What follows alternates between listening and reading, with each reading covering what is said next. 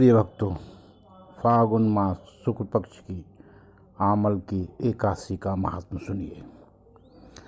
युधिष्ठिर ने कहा, श्री कृष्ण, मैंने विजया एकादशी का महात्म जो महान फल देने वाला है सुन लिया। अब फागुन शुक्ल पक्ष की एकादशी का नाम और महात्म बनाने की कृपा करें। भगवान कृष्ण बोले, महाभाग धर्मनंदन सुनो, तो मैं इस समय वह प्रसंग सुनाता हूँ जिसे राजा मांधाता के पूछने पर महात्मा वशिष्ठ ने कहा था। फागुन शुक्ल पक्ष की एकादशी का नाम आमल की एकादशी है। इसका पवित्र व्रत विष्णुलोक की प्राप्ति करने वाला है। मांधाता ने पूछा, द्विश्रेष्ठ, यह आमल की कब उत्पन्न हुई, मुझे बताइए।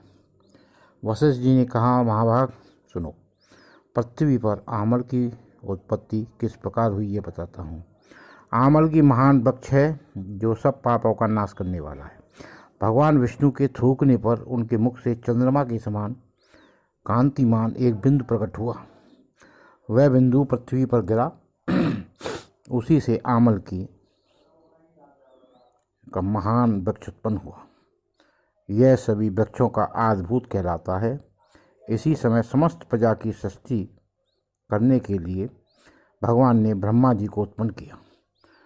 उन्हीं से प्रजाओं की सृष्टि हुई।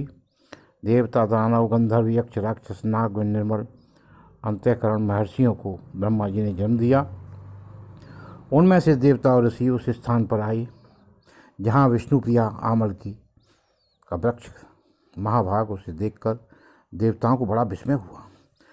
वे एक दूसरे पर दृष्टिपात करते हुए उत्कंठापूर्वक उस वृक्ष की ओर देखने लगे और खड़े खड़े सोचने लगे कि वृक्ष आदि वृक्ष तो पूर्व कल्प की ही भांति हैं और सबके सब हमारे परिचित हैं, किंतु इस वृक्ष को हम नहीं जानते। उन्हें इस प्रकार चिंता करते देख आकाशवाणी हुई, महर्षियों, यह सर्वश्रेष्ठ आमल की का वृक्ष है जो विष्णु को प्रिय है।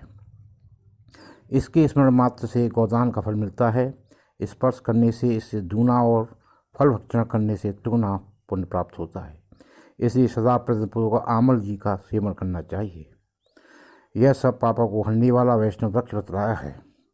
इसके मूल में विष्णु, उसके ऊपर ब्रह्मा, स्कंद में परमेश्वर भगवान रुद्र, शाखाओं में मुनि, टहनियों में देवता, पत्तों में वसु, फूलों में मधुगण तथा फलों में समस्त प्रजापति वास करते हैं। आमल की सर्वदेवमयी बताई गई है, अतः विष्णु भक्त पुरुषों के लिए परम पूज्य है। ऋषि बोले, अव्यक्त स्वरूप से बोलने वाले महापुरुष, हम लोग आपको